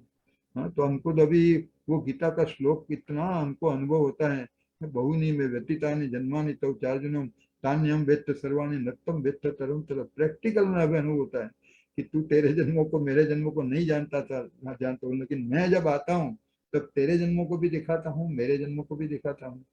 तो परमात्मा ने मेरे पार्ट को तो बता दिया, मुझे तो मेरे सभी जन्मों का पता लगा, मदर फादर का नाम पता नहीं है, बस इतना, और जान करके भी मैं क्या करूंगा। लेकिन आदि से अंत तक के सभी जन्मों का बिल्कुल रियलाइजेशन हो गया कि कैसे कैसे जन्म हमने लेकर के आज ये जन्म हमारा जो है।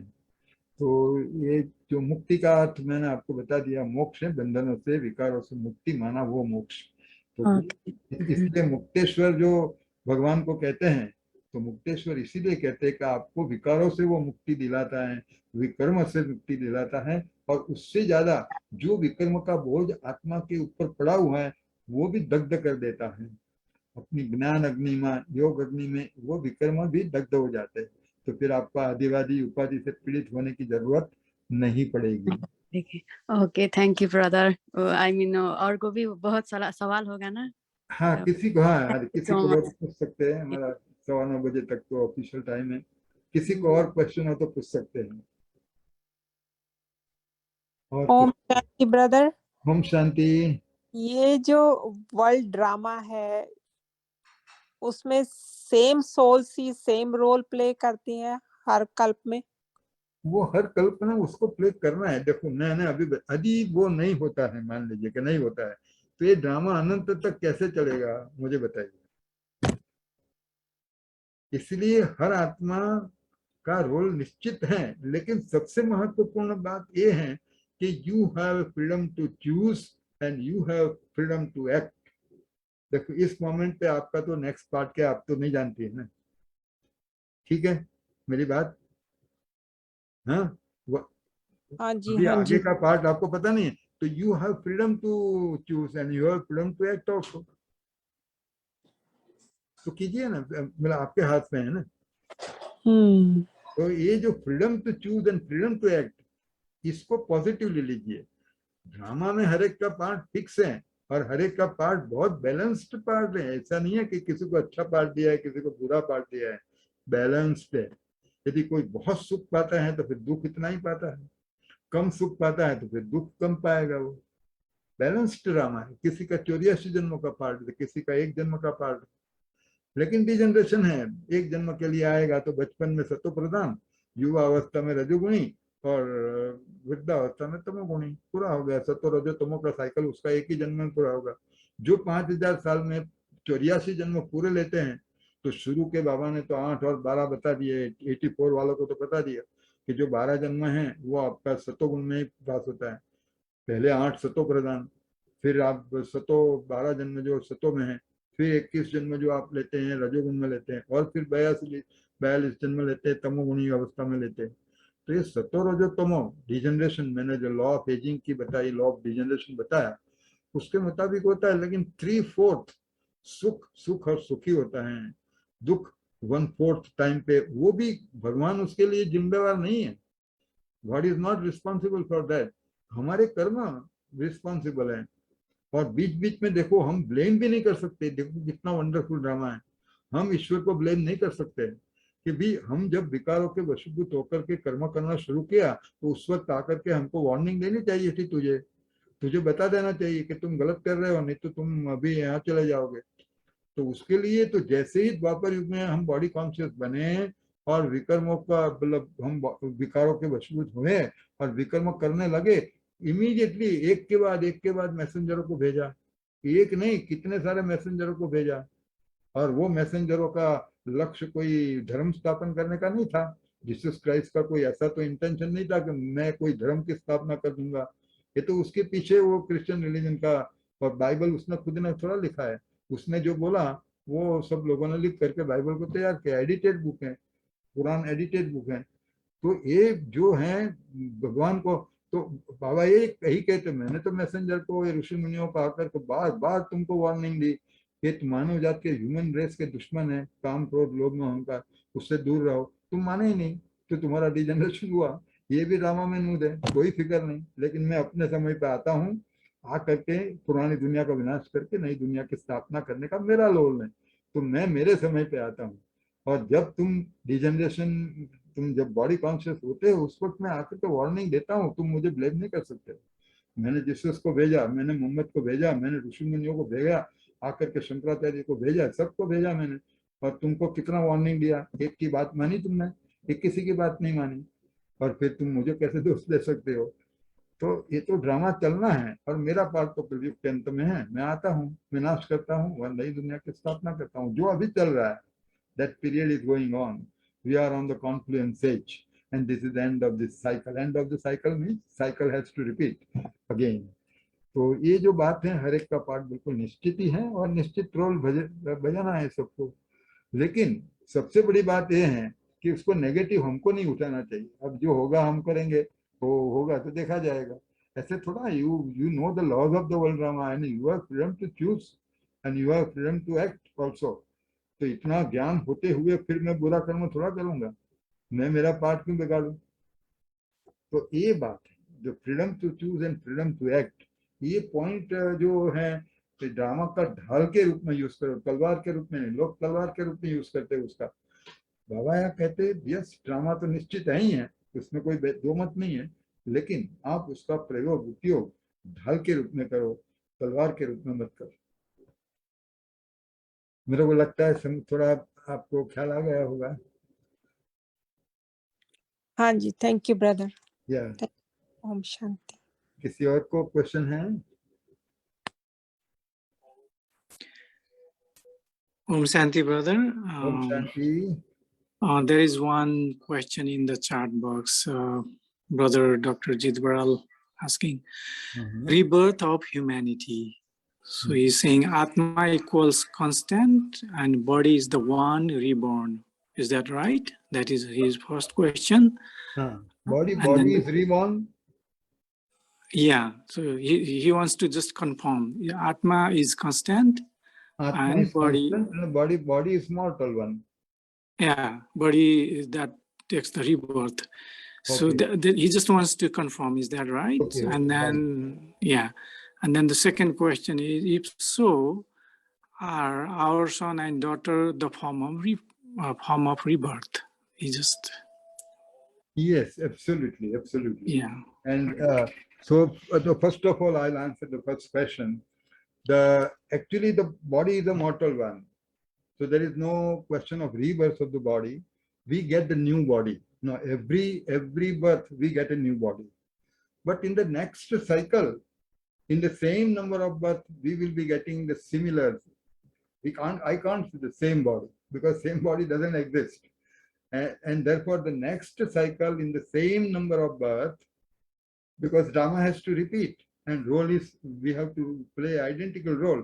So in the next cycle, in the same number of birth, our body will be just the same. Same means similar body.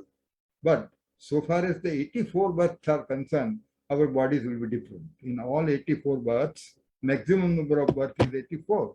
Some may take 5 births, 6 births, but in every birth, bodies will be different. Soul is the same, but the body will be different. Of course, the status of the soul will change birth to birth because there is a continuous degeneration. So far as the acquired personality is concerned, that acquired personality of the soul will go on changing because there is a continuous degeneration. But in every birth, we will have a new body. Body is mortal, and therefore next birth we will have another body, like that. But our role is identical in every cycle.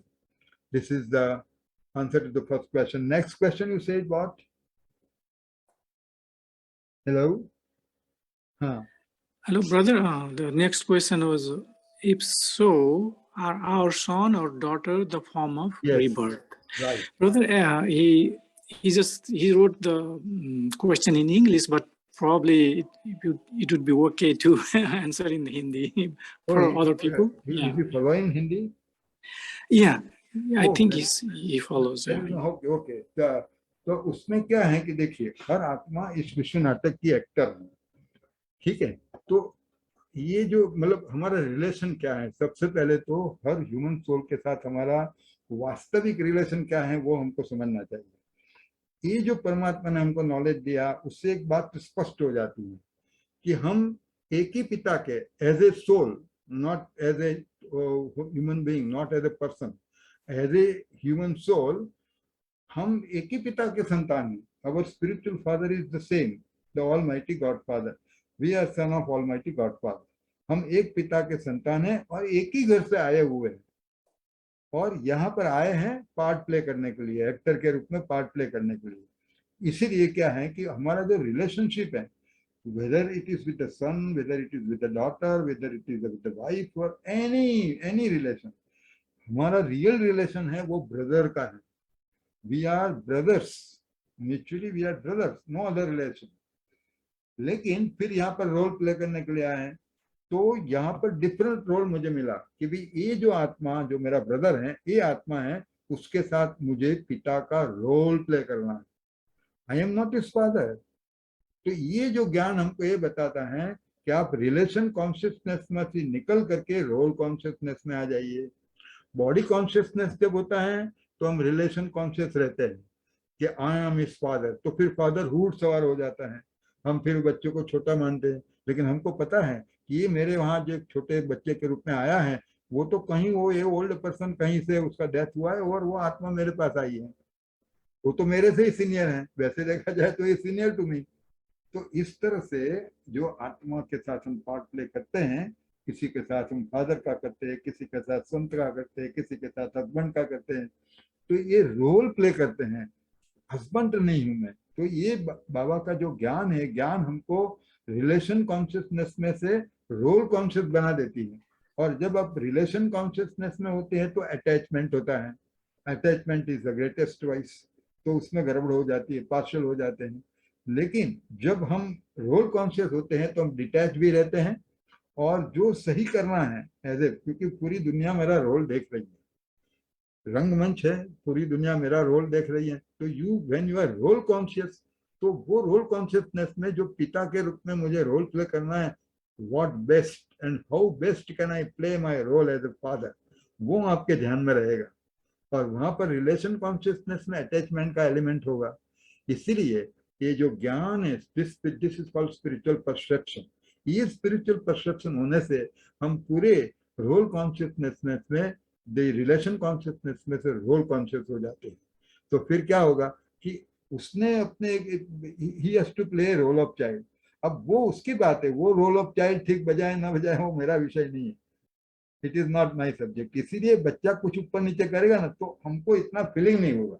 देखो मैं मेरा role बजा रहा हूँ कि नहीं बजा रहा हूँ, दुनिया देख रही है, तो एज अ फादर मेरा जो रोल है वो मुझे बजाना है। तो मैं समझता हूँ उससे थोड़ी स्पष्टता होगी। तो ये ज्ञान हमको रोल कॉन्शियस बनाता है, रिलेशन कॉन्शियस से मुक्त करता है। ठीक है। Well, I was just kind of, I'm a geneticist by my job, so I kind of think of things from the organic, like it's a possibility. So Atman is a light, a point. So there is no death or birth or anything. And then the body is a carbon. So Yeah. this one forms and disintegrates. And we know by now from the biology that there is a element or a molecule in our body, everybody, all the living being, that's called DNA. That's the one that passes from one generation to other generation. My question, not now, I'm studying this subject for some time and I haven't gotten the answer. That is that the body, is that the DNA, that is we consider as a rebirth, or it's a something else? All the elements of, let's say, my body, Jit Baral's body, when I die, they disintegrate and they again reassemble and form another body, which is completely unrelated to me. And then the Atma that was residing me go into that, totally reassembled body. That was the question in my mind for a really long time. What you are saying is it's irrelevant. The DNA is kind of irrelevant in terms of the body and the soul combination to make a humanity. Is that right? Exactly. So as a human being, you see that if you take the whole human being, I told you that it's a three-tier existence. Three-tier existence as a human being. The outermost is the physical one, physical body. Our total existence comprises in three-tier. That is, outermost is the physical one, intermediate is the subtle one, and the innermost is I, the metaphysical consciousness. So as a human being, that's the soul, right? तीनों की मेरे लिए importance है, all three are मेरे important है। लेकिन जो आपका क्वेश्चन है कि body is the mortal one and soul is the immortal one, तो next birth when we take the another birth, तो उसमें सबसे ज्यादा प्रभाव किसका होगा? तो सबसे ज्यादा जो प्रभाव होगा वो हमारे संस्कार का होगा। The record on the metaphysical consciousness, the record on the metaphysical consciousness, वो ही हमारी एक्वायर्ड पर्सनालिटी का मेजर रोल प्ले करता है।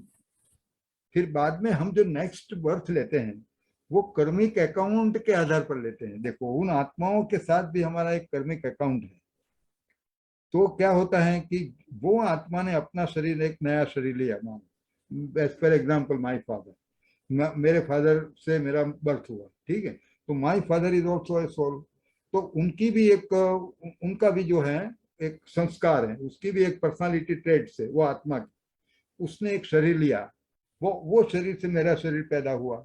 तो क्या हुआ कि उनके जो संस्कार जो है, उसके संस्कार उसके बॉडी के ऊपर प्रभाव डालेगा। तो उसका जो डीएनए है, मेरे फादर की बॉडी का जो डीएनए होगा वो उसके संस्कार के आधार पर होगा, और उसके संस्कार और मेरे संस्कार के साथ संबंध है। कर्मिक अकाउंट की वजह से मैं इसी फादर के पास मेरा जन्म क्यों हुआ?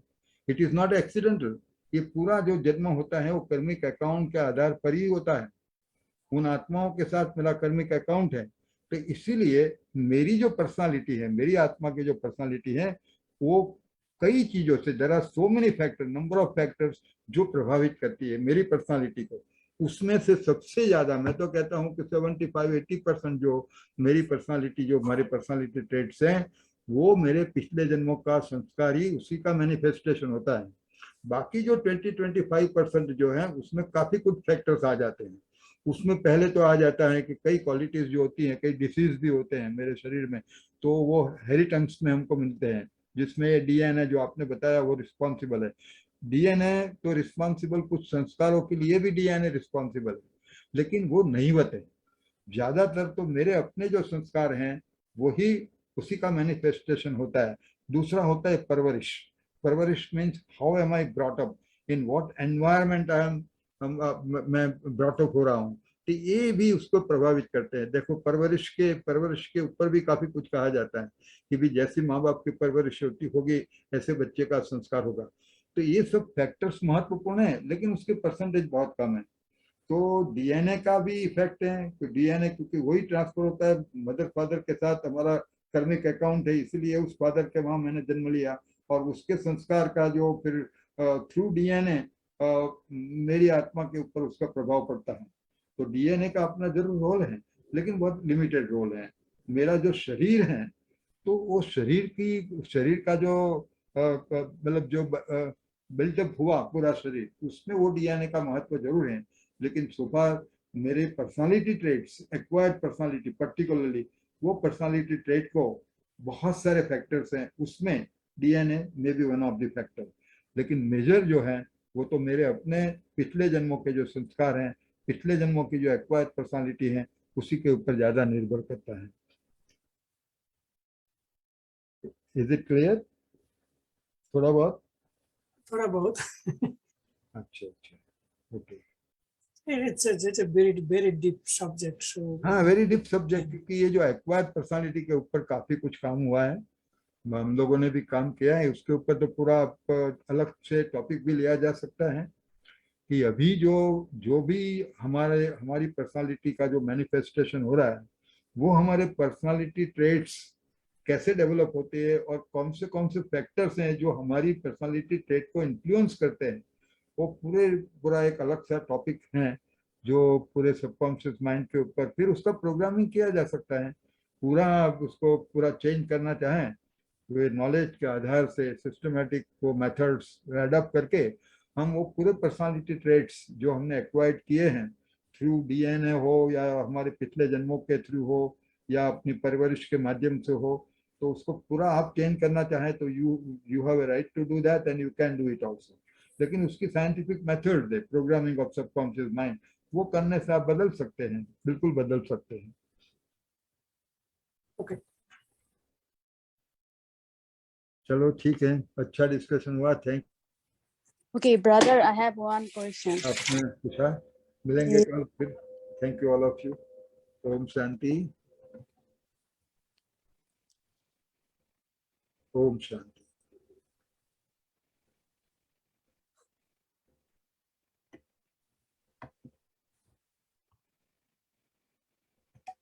ओम शांति all of you. Yeah, hello, brother. हाँ या I have one more question. वो बोलता है कि रीबर्थ होता है तो उसका जो संस्कार होता है ना, I mean, बच्चे में जन्म होते के बाद क्यों नहीं उसका सब कुछ हरा जाता है? जो आपने आप दोबारा बोलिए जरा। हाँ जब वो रीबर्थ आपने बोला ना, हाँ हाँ, एंड देन वो बच्चे आई मीन जन्म लेते हुए तो सब भूल जाता है ना, तो वो हाँ, हाँ, कैसा, वो कौन सी बिल्कुल। कारण ऐसा हुआ? या बिल्कुल, वो ये भी एक बहुत ही अच्छा क्वेश्चन आपने पूछा है। देखो, ये जो स्मृति जो हमारी होती है, स्मृति, इसको स्मृति कहते हैं, और सब लोग भूल जाते हैं ऐसा भी नहीं तो ये जो phenomena recall of the past birth जो है, रिकॉल ऑफ द पास्ट हर एक को नहीं होता है, लेकिन कईयों को थाउजेंड्स ऑफ केसेस है natural recall of the past birth के। तो इसका मतलब है कि ऐसा नहीं है कि भाई चलो पिछले जन्म की स्मृति नहीं आती है, लेकिन देखो एक मेमोरी है जिसको हम रिकॉल करते हैं। तो मेमोरी के बहुत सारे लेवल है। एक एज ए ह्यूमन बीइंग मैं आपको बताऊं कि मेमोरी के कितने लेवल है। सबसे पहले ये तो इंफॉर्मेशन टेक्नोलॉजी का पूरा जमाना है, तो अभी तक तो मान लीजिए कि कई इंफॉर्मेशन ऐसी है जो आपने अपनी डायरी में नोट की, ठीक है, डायरी में जब को आपको जरूरत हो, जब तक आपके पास वो डायरी है तब तक वो इंफॉर्मेशन आपकी है, उसको भी मेमोरी कहेंगे। जब जरूरत होती है तो डायरी खोल करके आप देख लेते हैं और इंफॉर्मेशन का यूज करते हैं या दूसरों को देते हैं, ठीक है। तो आपकी एक डायरी जो है जहाँ पर काफी कुछ आपने लिखा हुआ है, वो भी एक आपके पास मेमोरी है। दूसरी, जो हमारा फिजिकल बॉडी है, वो फिजिकल बॉडी में भी काफी कुछ मेमोरी सेल है, इक्विवेलेंट टू, जैसे कंप्यूटर में के अंदर बाइट्स होती हैं, हाँ, तो उसके ऊपर सब हमारे जो सब डेटा हम स्टोर करके रखते हैं। तो ब्रेन भी जो है उसमें भी काफी कुछ मेमोरी सेल्स होते हैं, और असंख्य कहें तो भी चलेगा, इतने सारे मेमोरी सेल हैं। एक आदमी ने तो कहा कि everyday 10,000 cells are dying, 10,000 memory cells are dying. बचपन से जैसे जैसे उम्र बढ़ती जाती है तो 10,000 सेल डाई करते हैं, तो 80 साल की उम्र के अंदर 20% की कमी होगी। तो आप गिनती कर लीजिए कि हमारे अंदर कितने मेमोरी सेल होंगे। तो ये तो एक डेटा मैंने आपको दिया। तो ये दूसरा है हमारा वो मेमोरी का लेवल, कि हम अपनी ब्रेन की मेमोरी में कई इंफॉर्मेशन जो है वो स्टोर करके रखते हैं।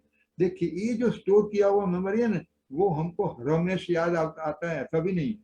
कई बार कई चीज हम याद करने की कोशिश करते हैं, फिर भी याद नहीं आती है।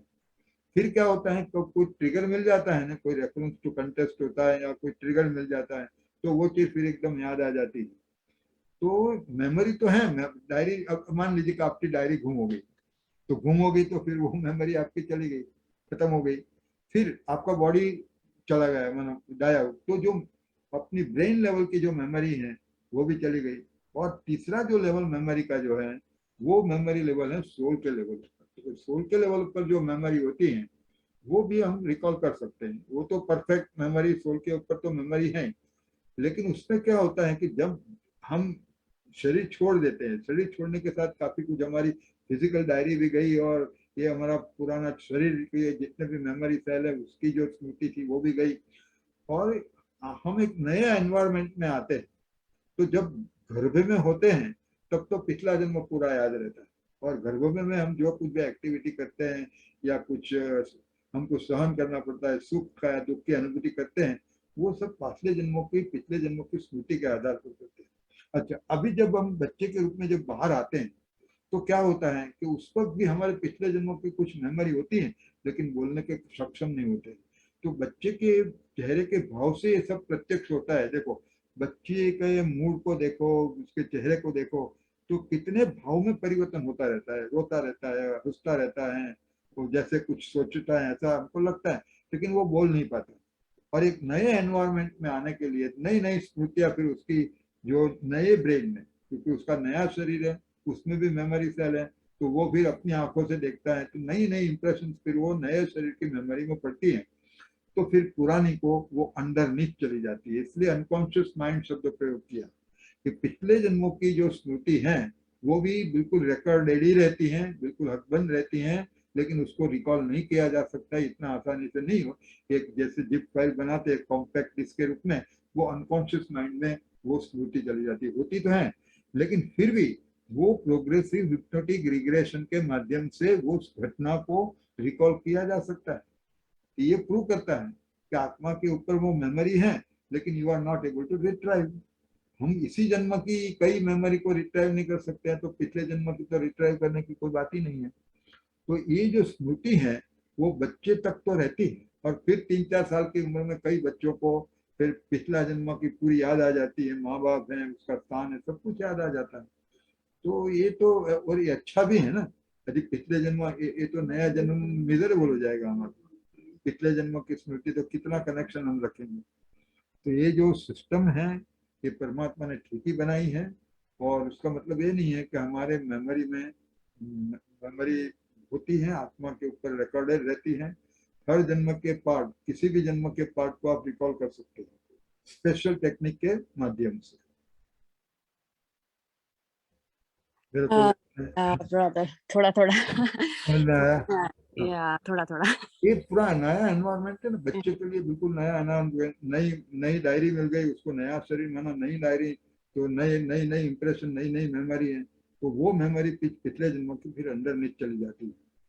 और मैंने कहा ना, जो इस जन्म की एक शरीर लेने के बाद जितने भी कर्म किए उसका जो रिकॉर्ड है उसको सबकॉन्शियस माइंड कहा जाता है, वो 40% है। और पिछले जन्मों की जो मेमोरी जो है, जो रिकॉर्ड है, वो रिकॉर्ड सब अनकॉन्शियस माइंड में चला जाता है, जो 49% है, जो हमने साइंस ऑफ ह्यूमन कॉन्शियसनेस के टाइम पे पूरा डिस्कस किया था कि कॉन्शियस माइंड क्या है, सबकॉन्शियस माइंड क्या है। नहीं, उसमें हाँ मैंने नहीं देख पाया, आई मीन उसमें हाँ वो समझ में आया ब्रदर थोड़ा अच्छा थोड़ा ठीक, नहीं तो फिर आपका जो प्रेजेंटेशन मैंने बहन जी ने आपके साथ शेयर किया होगा, दोबारा पढ़ सकती हैं आप। उधर नहीं है वो सब कॉन्शियस वो वगैरह मैंने नहीं दिखा आई मीन उसमें मैं नहीं था मुझे आप नहीं लगता किया तो ये जो क्या है कि मेरे जो वेबसाइट है ना, वेबसाइट के अंदर बुक है, science of human consciousness, English में बुक है, वो पढ़ लेना, उसमें सब डिटेल दिया हुआ है, पूरा detail. Okay thank you brother हाँ ठीक है, तो थैंक यू जो ब्रदर वेबसाइट के अंदर बुक है साइंस ऑफ ह्यूमन कॉन्शियसनेस, वो पढ़ लीजिए, उसमें तो आपका जो लेसन मिस हुआ है तो उसमें आप पढ़ सकते हैं। Okay thank you brother thank you so much ओम शांति ओम शांति। चलो सबको good night to all of you, कईयों को नाइट भी होगी। Okay, Om Shanti.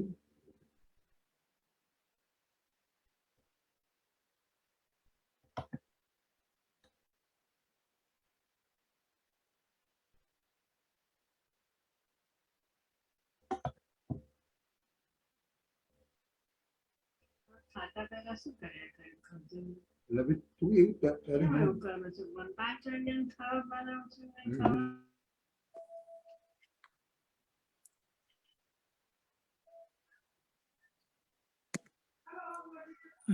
Om Santi. Yeah.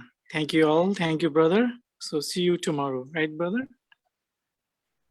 Thanks to all of you. Om Shanti. Thank you.